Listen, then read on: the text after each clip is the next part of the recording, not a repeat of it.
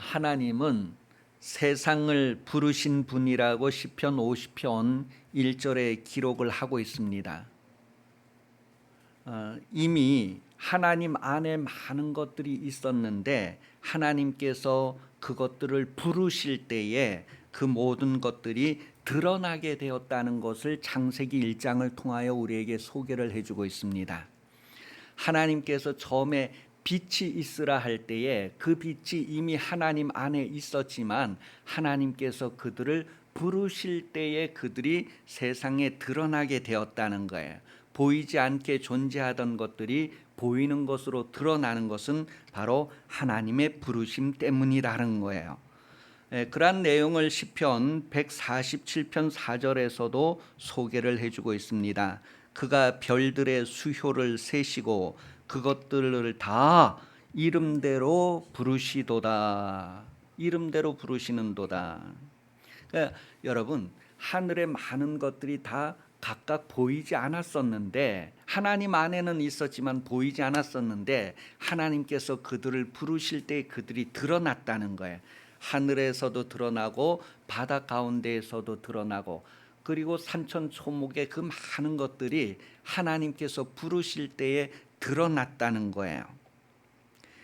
또한 이사야서 40장 26절에서도 그러한 내용을 표현을 해주고 있어요. 이사야 40장 26절 같이 읽어봅니다. 너희는 눈을 들어 누가 이 모든 것을 창조하였나 보라. 주께서는 수요대로 만상을 이끌어내시고 그들의 모든 이름을 부르시나니 그의 권세가 크고 그의 능력이 강함으로 빠짐이 없느니라. 하나님이 부르실 때 그들이 다 드러나게 되었다는 거예요.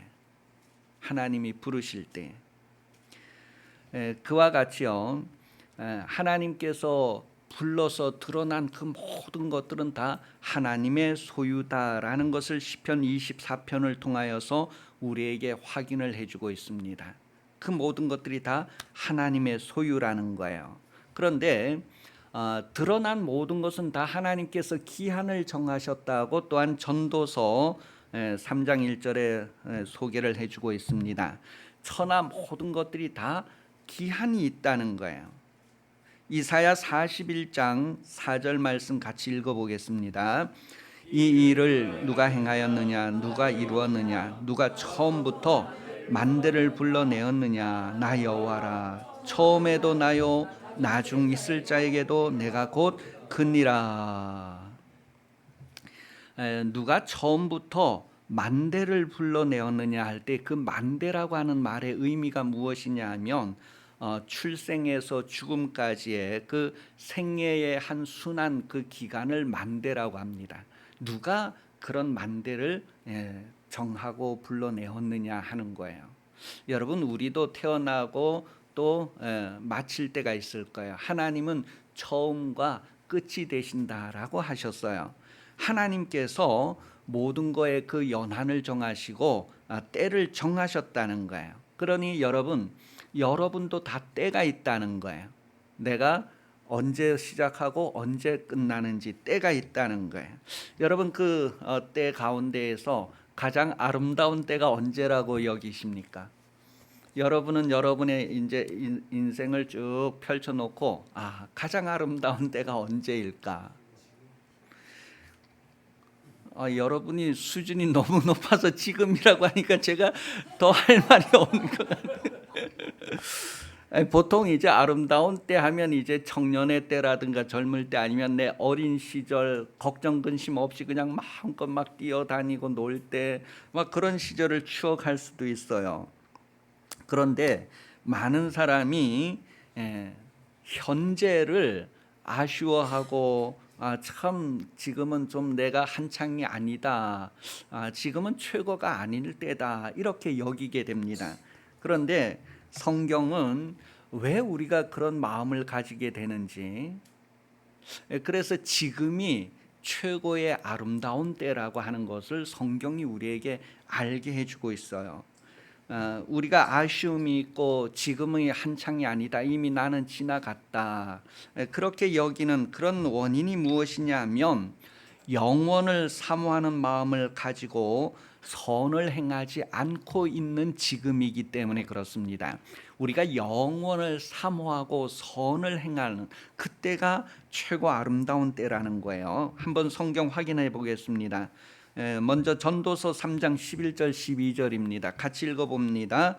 하나님이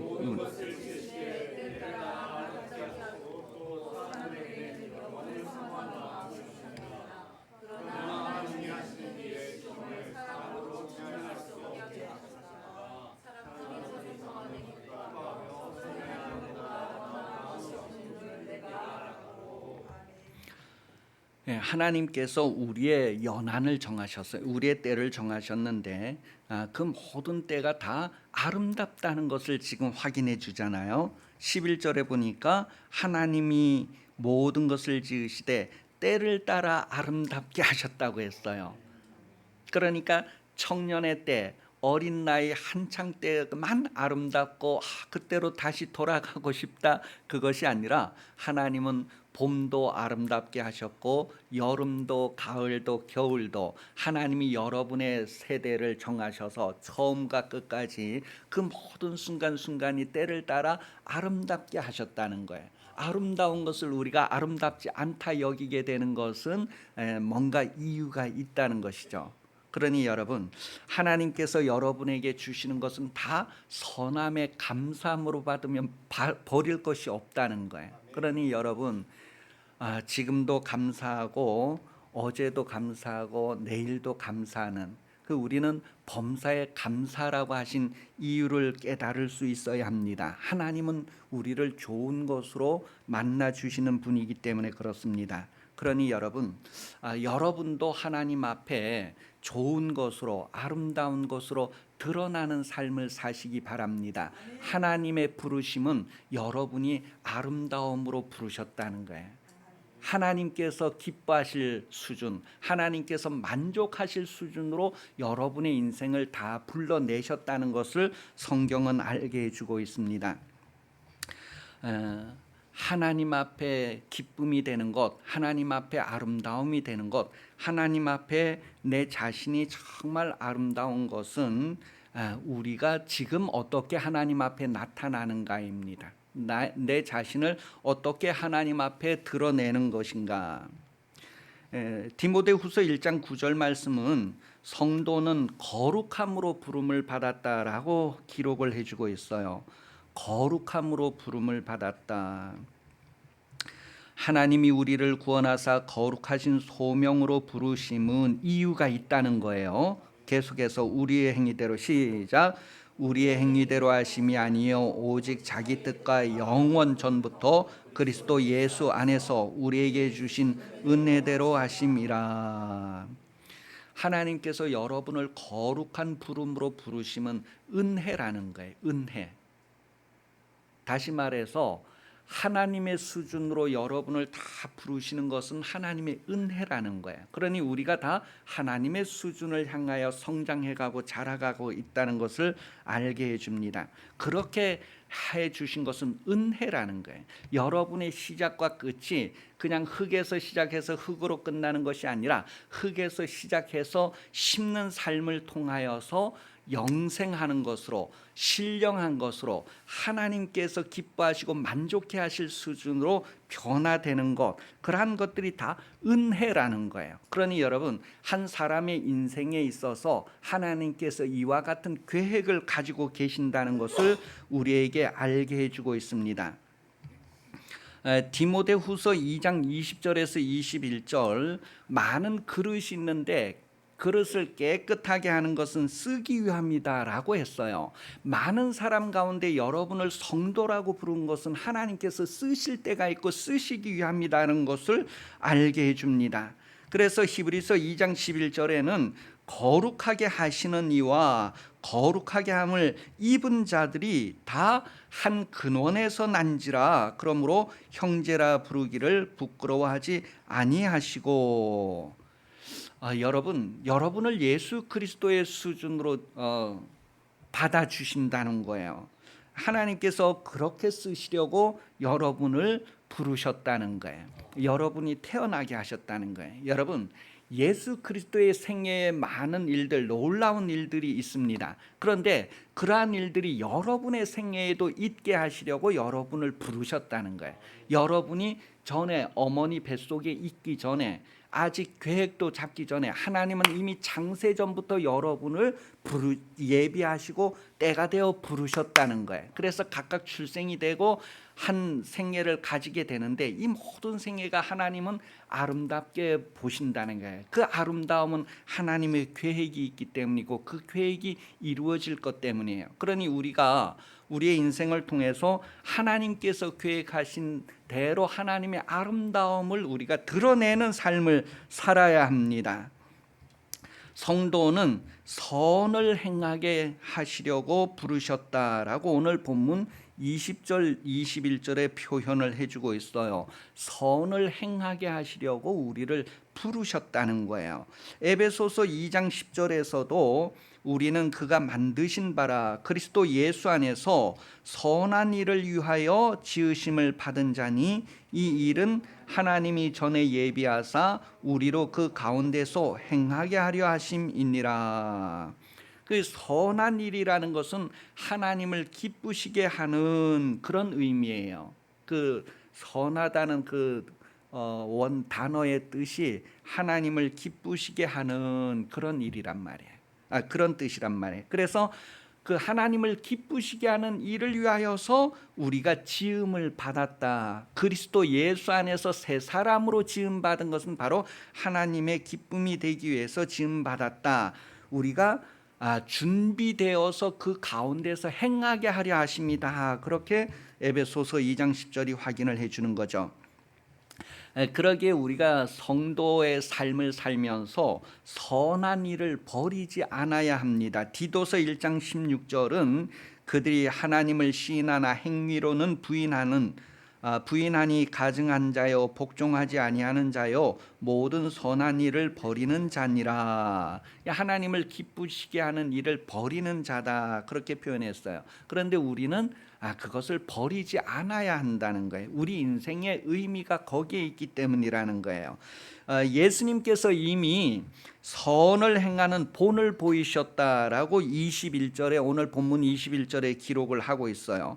예수님께서 이미 선을 행하는 것을 우리에게 본을 보이셨기 때문에 우리가 마음만 있으면 우리도 예수님처럼 선을 드러내는, 하나님을 기쁘시게 하는 그런 삶을 살 수 있다는 거예요. 그게 할 마음이 있느냐, 마음이 있는가가 중요해요.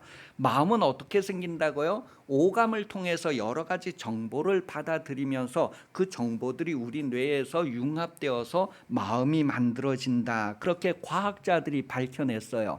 과학자들은 많은 정보들이 오감을 통해 들어올 때에 그 정보들이 없어지지 않고 그 정보들이 우리 뇌에서 다 서로 종합되어서 마음이 만들어진다. 그렇게 과학적으로 밝혔어요. 그런데 성경은 그것을 무엇이라고 하느냐 하면 믿음이라고 합니다. 믿음. 로마서 10장 17절에 보면 하나님의 말씀을 들을 때에, 하나님의 정보를 받아들일 때에 그것은 우리에게 믿음이 된다 그랬어요. 그래서 디모데 후서 3장 16절 17절 성경 말씀은 우리에게 그와 같은 믿음을 주기 위해서 구별된 것이다 라고 표현을 하고 있어요. 여러분, 믿음만 있다면 무엇이든지 할 수 있다는 것을 성경은 말합니다. 믿음은 선을 행할 수 있는 능력이다라는 것을 말해주고 있어요.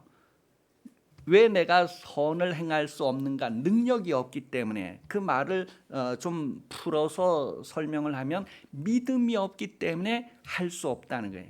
믿음이 없기 때문에, 마음이 없기 때문에, 믿음이 없기 때문에. 그러니 여러분, 하나님께 우리가 믿음을 달라고 기도하는 것은 믿으면 무엇이든지 할 수 있다는 거예요. 믿고 기도하면, 믿으면 하나님께서 다 후원해 주겠다는 거예요. 믿으면. 그 이유와 핑계가 필요 없고 믿음만 있다면 하나님이 뭐든지 해 주시겠다는 거예요. 그 믿음이 바로 선을 행할 수 있는 능력이라는 거예요. 그래서 우리가 예수를 안다면, 예수의 죽으심과 부활하심을 알고 믿는다면 우리는 선을 행하는데 열심을 낼 수가 있습니다. 디도서 2장 14절이에요. 그가 우리를 대신하여 자신을 주심은 모든 불법에서 우리를 속량하시고 우리를 깨끗하게 하사 선한 일을 열심히 하는 자기 백성이 되게 하려 하심이라. 그 계속해서 이제 그 로마서와 히브리서의 말씀은 우리가 부지런하고 열심을 내서 선한 일을 해야 된다는 것을 기록하고 있어요. 여러분, 어떻게 하면 여러분들의 삶에 열심이 나올 수 있을까요? 무엇을 하든지 내가 열심히 어떻게 나올 수 있을까? 물론 우리 사람도 노력해서 열심을 낼 수 있겠는데 성경은요, 하나님의 열심을 우리가 가지면 좋다라고 알려주고 있어요. 에스겔서 39장 25절에 보면 그러므로 주 여호와께서 이같이 말씀하셨느니라 내가 이제 내 거룩한 이름을 위하여 열심을 내어 야곱의 사로잡힌 자를 돌아오게 하며 이스라엘 온 족속에 사랑을 베풀지라. 하나님이 열심을 낸다는 표현이죠. 고린도후서 11장 2절 같이 읽어봅니다. 시작.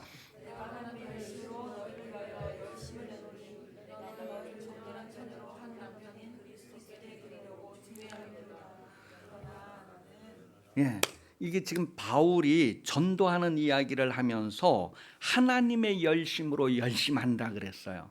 전에는 자기 열심으로 열심을 했는데 이제는 하나님의 열심으로 열심. 그가 예수 믿는 사람들을 잡아서 감옥에 가두려고 그가 이제 공문을 받아가지고 다메섹으로 가는 그 길가에서 예수님을 만났잖아요. 다메섹 도상에서 예수님을 만났단 말이에요. 그 예수님을 만난 이후에 바울이 변화되는데 그 이후부터는 자기의 열심이 아니라 하나님의 열심으로 사람을 구원하는 일을 하게 된 것을 성경이 우리에게 말해주고 있습니다. 여러분, 여러분의 삶에 있어서 기도하면 하나님께서 여러분에게 무엇이든지 준다고 했는데 열심도 바로 기도의 응답으로 가질 수 있다는 거예요.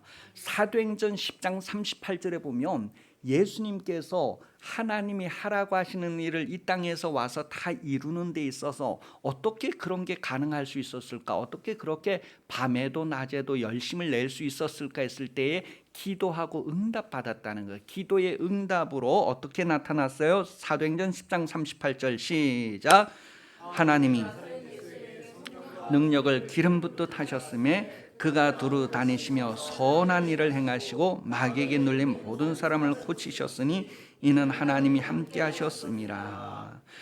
하나님께서 성령과 능력을 막 계속해서 공급해 주셨다는 거예요. 그것은 계속해서 기도하셨기 때문에 기도의 응답으로 지금 그런 일들이 일어났다는 것을 말합니다. 그래서 예수님은 밤이 맞도록 기도하셨고 새벽 미명에도 기도하셨고 피곤한 상태에서도 한적한 곳에 가셔서 기도하셨다. 그런 내용을 성경 말하고 있어요.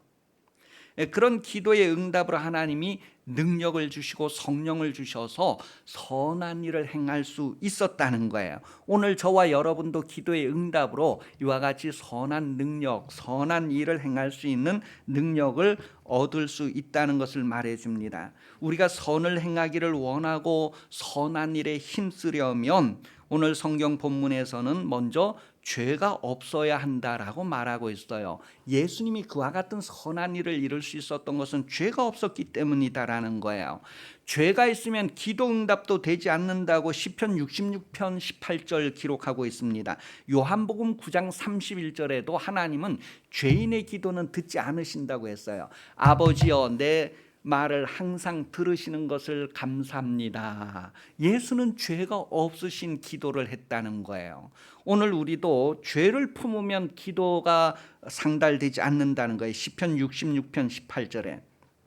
그리고 요한복음 9장 31절에서는 죄인의 기도는 듣지 않으신다고 말했어요. 두 번째는 우리가 선을 행하기를 원하고 정말로 선한 일에 쓰임 받으려면 두 번째는 거짓이 없어야 한다는 거예요. 하나님은 거짓이 없으신 분이에요. 그 다음에 세 번째는 맞대어 욕하지 않았다. 이 내용은 지금 오늘 본문에 있는 내용이에요. 거짓이 없어야 하고 맞대어 욕하지 않아야 된다. 여러분 지금까지 살아오면서 욕을 한 번도 안 먹어보신 분 계십니까? 욕을 먹는다고 표현하니 좀 이상한 것 같아요. 그만큼 우리 먹는 걸 좋아하는 것 같아요. 여러분이 욕하는 소리를 들어본 경험이 있을 거예요. 그럴 때마다 여러분은 어떻게 해요? 거울을 하나 딱 사서 이렇게 하죠. 그 성경에 보니까 맞대어 욕하지 말으라는 거예요. 누군가가 나를 이렇게 욕하고 이렇게 할 때에 거울을 딱 비치지 말라는 거예요. 맞대어 욕하지 말아라. 또 네 번째는 위협하지 않아야 한다 그랬어요. 여러분 한번 당하면은 당한 만큼 갚아주는 것이 아니라 다시는 그렇게 못하도록 아주 강하게 갚아주고자 하는 그런 마음이 있잖아요. 그 위협하잖아요. 지금 예수님의 모습을 우리에게 보여주고 있어요. 오늘 본문에서. 다섯 번째는 모든 것들을 하나님께 맡기고 자기 몸을 드렸다. 그렇게 표현을 했어요. 오늘 본문 22절, 23절이 이런 내용을 기록하고 있어요. 여러분의 한평생을 살면서 길 잃은 한 영혼을 하나님께로 돌아오게 한다면 그것은 하나님 앞에 큰 기쁨이 된다고 누가복음 15장 7절 기록하고 있습니다. 우리가 예수님을 본받아서 이와 같은 삶을 산다면 많은 영혼이 나로 말미암아 하나님 앞에 돌아올 수 있을 거예요. 그런 삶을 사는 것이 바로 선한 삶이고 그 삶을 위하여 우리를 불러주셨다. 우리가 태어나게 하셨고 우리가 드러나게 하셨다는 것을 말합니다. 주님이 인생으로 사는 동안에 아버지의 기쁨이 되었다는 것을 성경 말합니다. 예수께서도 육신으로 오셨을 때에 하나님 아버지를 기쁘시게 했다고 표현을 하고 있어요. 마태복음 3장 17절에 보면 예수님이 세례 받으실 때에 세례 받으시고 이제 공적으로 드러나실 때에 하나님의 기쁨이다, 하나님이 기뻐하는 자다, 그런 소리가 하늘에서부터 이제 울려나게 되죠. 베드로가 그 장면을 봤어요. 베드로가 그 장면을 보고 베드로후서 1장 17절에 그 내용을 기록했어요. 이런 내용 쭉 나오면서 내 사랑하는 아들이요 내 기뻐하는 자라 하실 때 그가 하나님 아버지께 존귀와 영광을 받으셨다 그랬어요. 하나님을 기쁘시게 할 때에 하나님으로부터 존귀와 그 영광을 상속받았다는 것을 얘기해 줍니다. 예수님의 생애가 육신으로 있는 동안에 그 생애가 선을 행함으로 말미암아 하나님의 기쁨이 되었고 하나님으로부터 존귀와 영광을 상속받았다는 것을 우리에게 말해주고 있어요. 저와 여러분도 육신을 가지고 살면서 이와 같이 선을 행함으로 하나님 앞에 존귀와 영광을 상속받게 된다는 것을 성경은 확인을 해주고 있습니다. 여러분, 성도의 모범이 바로 예수 그리스도인데 예수님은 하나님의 그 부르심, 하나님께서 이 세상에 보내시고 하나님께서 그의 육체의 때를 통하여 이루고자 하셨던 그 모든 일들을 통하여서 하나님께서 여러분에게도 그와 같은 일들을 이루고자 하십니다라는 것을 로마서 8장 30절을 통하여 확인할 수 있습니다. 같이 읽어봅니다. 시작. 또 미래죠.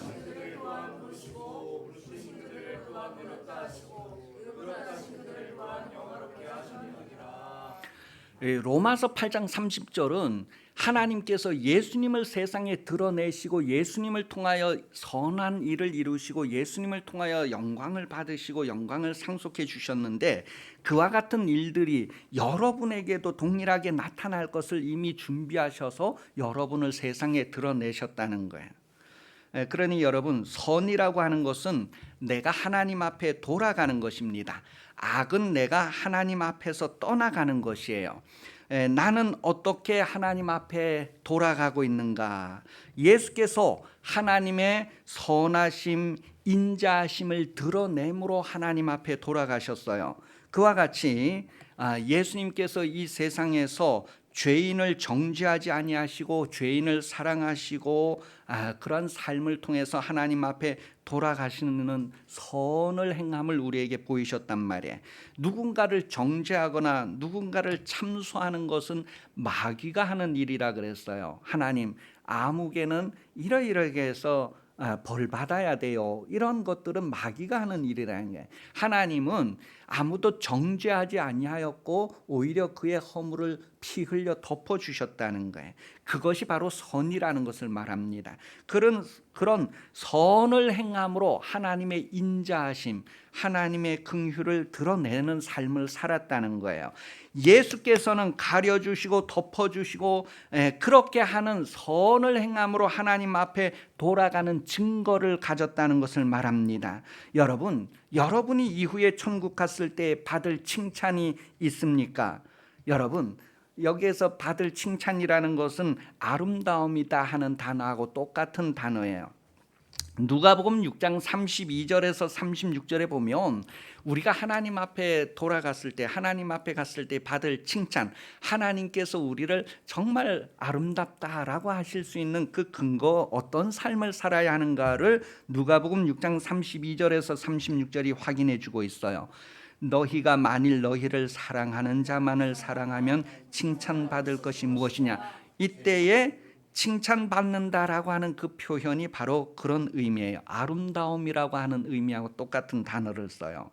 계속해서 죄인들도 사랑하는 자는 사랑하는 자. 두 번째, 너희가 만일 선대하는 자만을 선대하면 칭찬받을 것이 뭐냐. 칭찬받을 것, 이게 바로 아름다움을 얘기하는 거예요. 하나님께서 우리를 정말 아름답다 할 때 뭐예요? 사랑하는 자만 사랑하는 것이 아니라 원수까지 사랑하는 그런 흔적을 가지고 온 사람, 그런 흔적을 가지고 하나님 앞에 간 사람에게 하나님께서 이렇게 칭찬하신다는 거예요. 또 받기를 바라고 사람들에게 구워주는 것이 아니라 아무것도 기대하지 않고 사람들에게 구워주는 그런 삶을 하나님은 아름답다라고 여기신다는 거예요. 아름답게 받으신다는 거예요. 우리가 인생으로 살면서 그런 아름다움을 드러내는가? 예수님은 그렇게 드러내셨다는 거예요. 그래서 그 내용을 다시 한번 요약해서 35절부터 같이 읽어봅니다. 시작. 오직 너희는 원수를 사랑하고 선대하며 아무것도 바라지 말고 그리하면 너희 상이 클 것이요 또 지극히 높으신 아들이 되리니 그는 은혜를 모르는 자와 악한 자에게도 인자하시니라. 너희 아버지의 자비로우시며 너희도 자비로운 자라. 예수님은 이 땅에 육신으로 오셨지만 하나님 같이 되셨어요. 여러분도 육신으로 있는 동안에 하나님과 같이 여러분의 형체를 신령한 육체로 하나님의 형상으로 이렇게 변화시켜 갈 수 있는데, 그것은 바로 예수 그리스도 안에서 그렇게 역사하셨던 성령께서 동일하게 여러분 안에서도 동일하게 역사하시기 때문에 그렇습니다. 그래서 아버지와 아들이 하나인 것처럼 여러분의 영도 하나님에게로부터 나와서 나중에 하나님에게로 돌아가게 되는 거예요. 여러분 인생으로 살면서 부당하게, 애매하게, 불의하게 고난을 받은 경험이 있으십니까? 백광균 집사님은 언제 억울하게 이렇게 아주 부당하게 그렇게 고난을 받아본 경험이 있어요? 저는 많이 있어요. 여러분 그 어릴 때 부모님에게 막 두들겨 맞고 이래 본 경험 없어요? 그때 억울한 마음 안 들었어요? 그런 적이 많이 있잖아요, 그죠? 처음에 시집 가가지고 막 시어머니에게 막 이렇게 야단 잔소리를 때 억울한 마음 안 가져보신 경험이 있어요? 예. 여러분 결혼해서 남편에게 막 억울한 마음 안 들어본 경험이 있어요? 우리가 인생을 살면서요 부당하게, 애매하게, 막 불의하게 고난받는 경험들을 이렇게 잠깐 다 누구나 가지게 돼요. 그런데 그럴 때에 참으라는 거예요. 견디라는 거예요. 그런데 하나님이 그것을 아신다는 거예요. 그래서 하나님께서 저거는 아무개가 받을 게 아닌데 받고 있구나 하는 것을 다 보시는 거예요. 그러면서 그것을 그대로 거울을 갖다 반사하지 않고 그대로 견디고 참는 거에 대해서 하나님께서 아름답게 보신다는 거예요. 앞으로는 여러분, 이전엔 안 그래도 이제부터는 좀 더 참으시기를 바라요. 그래서 어른들이 잔소리해도 기쁘게 받아들이고 그러시기 바라요. 또 누가 이렇게 해도 여러분 지금 애매히 고난을 받아도 참는 것을 하나님께서 그렇게 헛되이 여기지 않고 귀하게 보시게 된다는 거예요. 거기에 대해서 하나님이 나중에 다 위로해 주시게 된다는. 그 다음에 또 한 가지가 있는데, 선을 행하는 것으로 하나님께서 귀하게 보신다고 표현했어요. 선을 행하는 것을 하나님께서 아름답게 보신다. 그러니 여러분, 우리가 이 땅에 사는 동안에 애매히 고난을 받든지 복음 전함으로 선을 행함으로 고난을 받든지 하나님께서 그것들을 아름답게 보신다네. 저가 나를 닮았구나. 나를 닮아서 저렇게 원수를 원수로 갚지 아니하고 저렇게 오히려 피 흘려 덮는구나. 오히려 내 성품을 드러내는구나. 하나님의 인자를 드러내는구나. 그 송아지도 얼룩송아지 보고 엄마 소가 기뻐하고 즐거워하지 않았겠어요? 여러분, 하나님께서도 여러분을 이 땅에 보내시고 하나님의 성품을 드러내는 여러분들을 보시고 과연 나에게 속한 자구나 하는 것을 나타내시게 된다는 거예요. 여러분, 예수님이 여러분에게 본을 보이신 그런 아름다움, 그 아름다움으로 하나님 앞에 갔다면 여러분도 예수를 본받아서 아름다움을 드러내면서 하나님 앞에 나아가는 인생 되시기를 예수님 이름으로 축복합니다. 기도하겠습니다. 살아계신 하나님 아버지, 우리에게 생명 호흡 주셔서 살게 하심을 감사합니다. 성령을 따라 살며 하나님 앞에 아름다움이 되는 흔적들을 남기는 인생 되게 하여 주옵소서. 다시 오실 예수 그리스도 은혜 베풀어 주시며 하나님 아버지 사랑하심과 성령 감동하심이 주일 오전 예배 참석하여 머리 숙인 성도들 위해 영원히 함께 하시기를 간절히 축원하옵나이다. 아멘.